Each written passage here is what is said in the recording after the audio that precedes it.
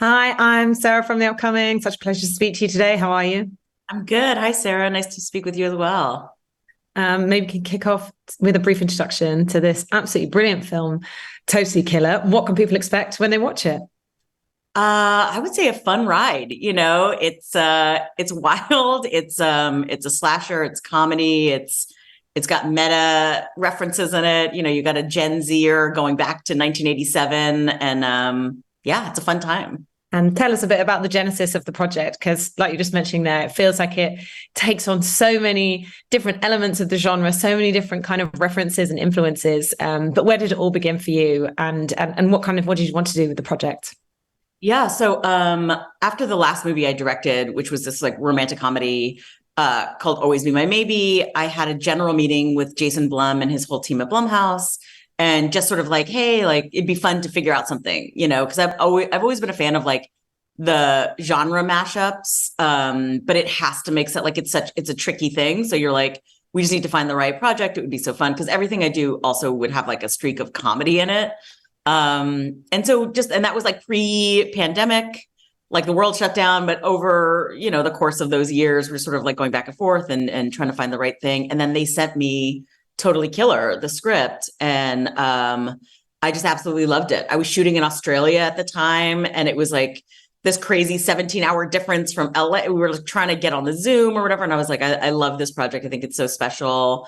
And because for me, it's like I loved the idea of not just having like a slasher comedy, but also the time travel element and going back to the 80s and just the difference in that era, so being able to sort of explore those two things and then having this kind of young woman at the center of a slasher movie that, there's a serial killer on the loose, and normally the young woman is hunted the whole time. And while she is hunted and the serial killer's out there trying to kill, these other young women, she's also like driving the action in a way, like she's there to stop him. And that was to me a very subtle difference, but she is the one that's kind of on the hunt, if you think about it. And I liked that, just like that idea at the center. Yeah, absolutely. And I was thinking, watching it, it sort of has that really retro feeling. I mean, not just for the fact that it takes us back to the 80s, but all those elements of those slasher horror films, whether you're thinking of Scream or going back, a bit further, Nightmare on Elm Street or something like that.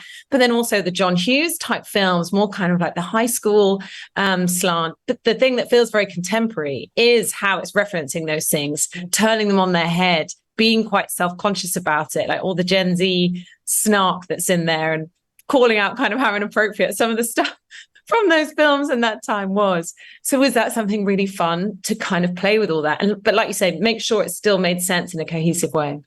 Absolutely. Like that was the most fun because it was just, and without like judging anything, but just sort of being like, this is how it was, like, and Kiernan Shipka's character, Jamie, is just sort of like, is this a real person? Like, how is this okay that everyone's just like going about their day like this? And it was a ton of fun to do. And it's true because like a lot of those John Hughes movies, I mean, those were our references in the 80s, like Pretty in Pink and Breakfast Club and 16 Candles. And like, there you look back on those movies and there's like, whoa, like how there even the movies, like there's like elements in there you're like, eesh, like that's, it's a classic, but you're like, 2023 lens, it looks a little different. So it's funny to kind of put that lens in the middle of that, where nobody else understands what's wrong with it. It was a good time.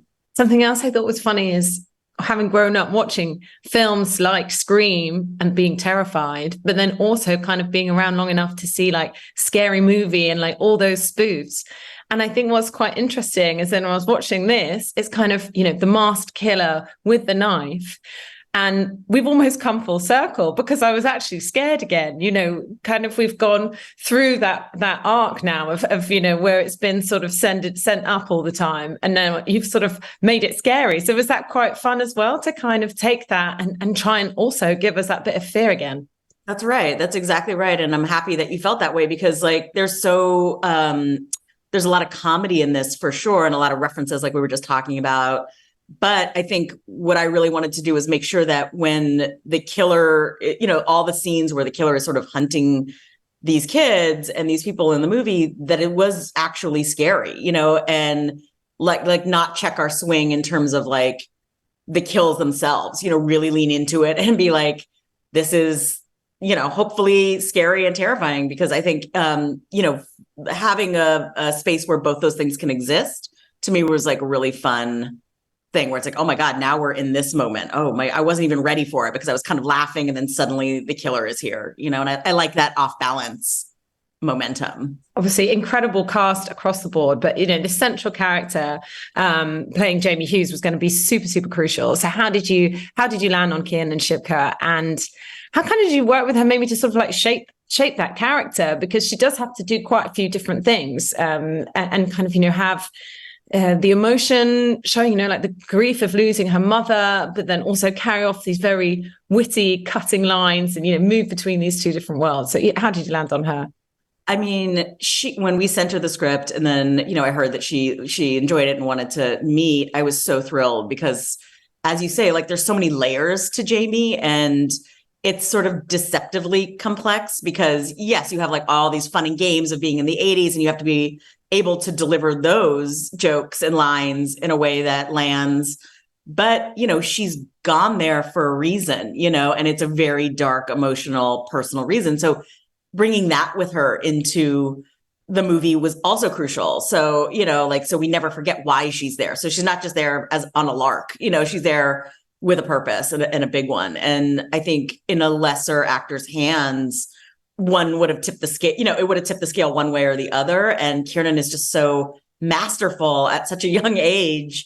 But because she's been doing this for so long and came up in a world where there's like a lot happening in every single scene, that she was able to just like make it look effortless, and it's really a testament to her and her abilities. And she's also so collaborative. So when we did sit down and we sort of went through the character, and we're like, where is Jamie here? What is her emotional, just kind of tracking where her head is at, and just kind of working on little moments together. But it's really all a testament to her talent. She's just so great. She's truly great. And I like her character as well, because you don't feel like you just get kind of like a stereotype at all. Even the fact of her, I guess in the older films it was maybe a female protagonist, but always being chased and maybe kind of a victim. And, the fact that she's got this like epic, self-defense skills that, so she's kind of got this edge to her as well. So that must have been a really great character to portray.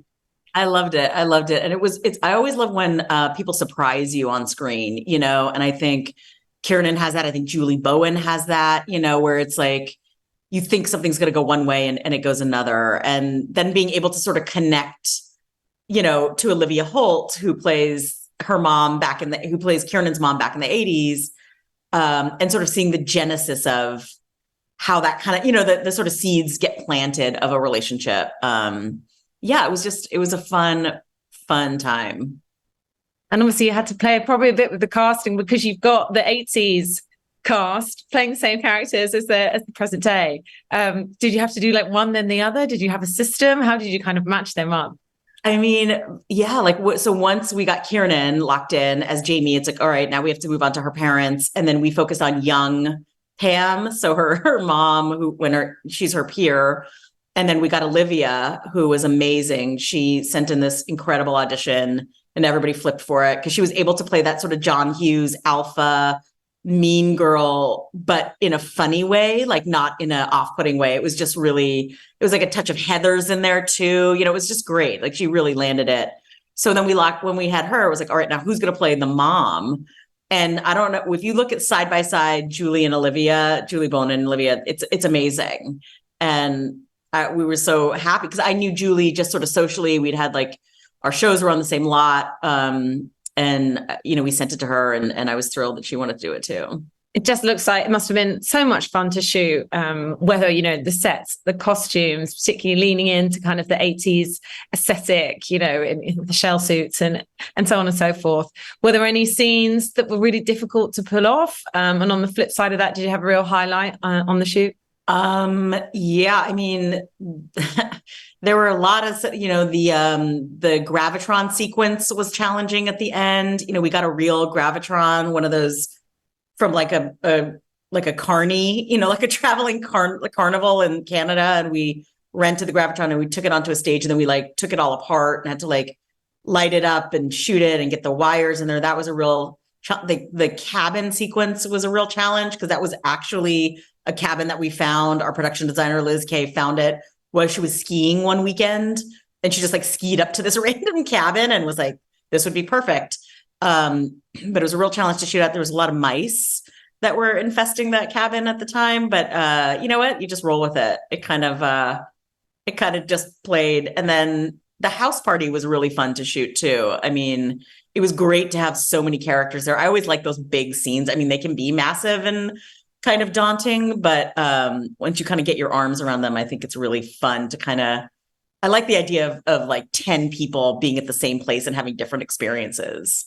So that was really fun. And maybe this is going to sound super patronizing, but obviously most of your cast are pretty young.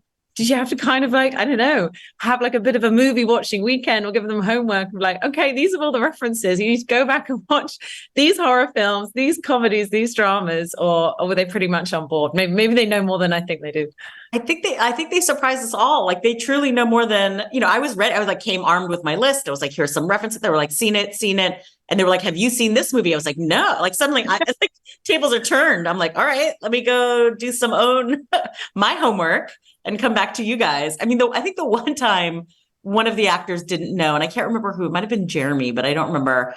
They thought a Walkman was a Discman, and they were like, yeah. And so they like pulled up a picture, and I was like, no, that's actually the evolution of the Walkman with the compact disc. Like, so we had to go back and kind of like look at different Walkman and just the 80s like technology. I think the 80s technology was the thing, I think, that we had to kind of do a little, quick refresher.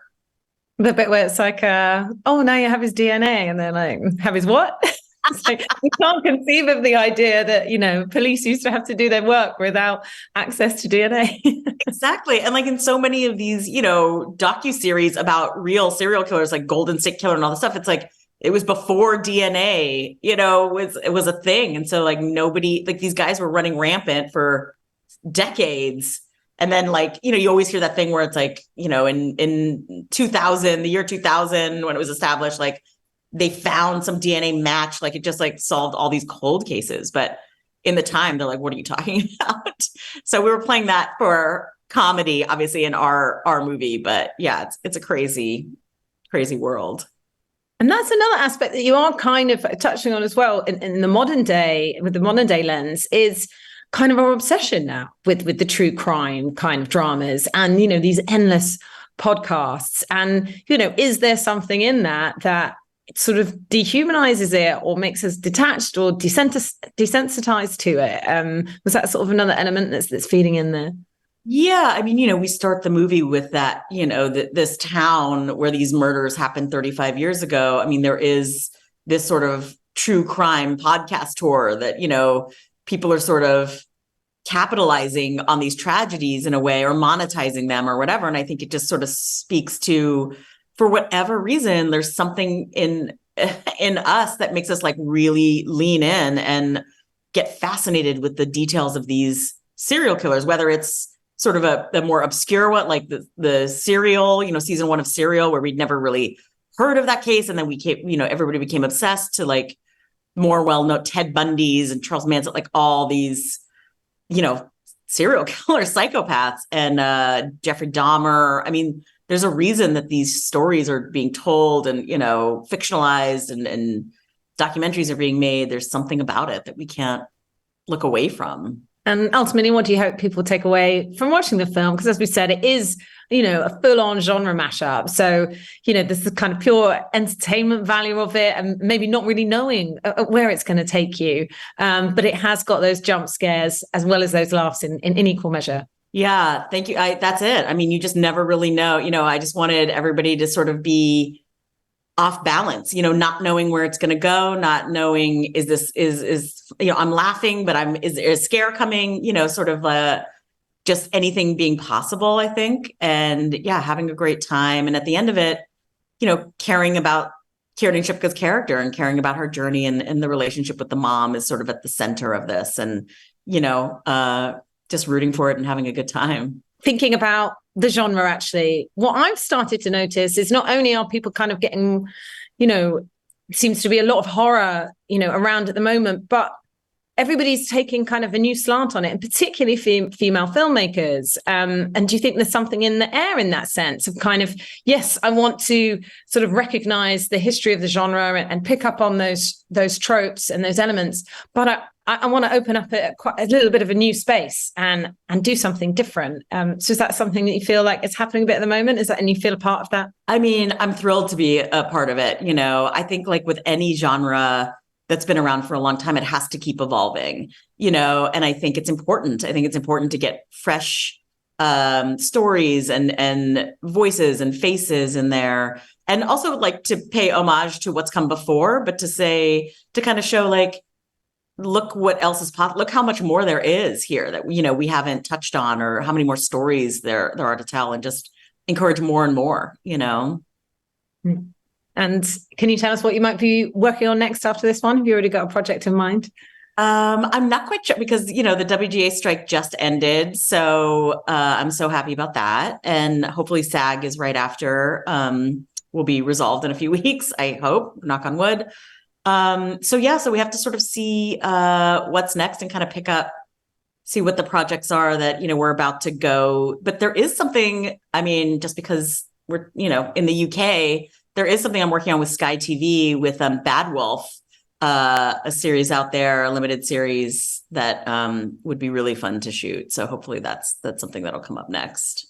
Oh, and I was also going to ask about, the fact that this collaboration between Blumhouse and Prime Video, and kind of how, the role that's played. And, kind of having these streaming platforms can be amazing for opening up new space for different kinds of content and different kinds of film. Absolutely. It's so exciting. The more, entities that are willing to collaborate, like Blumhouse and Amazon, and, the more platforms we have to tell these kinds of stories, so we're not kind of all just fighting for whatever many slots, it's the more doors that are open to us, I think the more fun it is and the more stories we get to tell. Since you have already played with a lot of genres, is there any that you haven't yet dabbled in, something on your bucket list that you'd love to try, or an actor that you'd love to work with? Oh my God, so many. I think like for me, there's so many actors, but I think there's something fun about the retro. Like now I'm sort of thinking about like, because we did the 80s here. There's something fun about those big like 90s action comedies that I feel like could be really fun with a new lens, like something like True Lies, where you just, again, you're surprised. You like didn't know or Mr. and Mrs. Smith or something like that, which I know is coming out as a series. But yeah, like a 90s-ish big action comedy, I think would be fun to play around with. Yeah, definitely. That sounds very fun. Well, thank you so much for sharing all that with me, and congratulations on the film. I just absolutely loved everything about it. It was absolutely brilliant. So thanks so much. And I can't wait for everyone else to have a chance to see it. Thanks so much. Cheers. Thank you, Sarah. I appreciate it. Bye.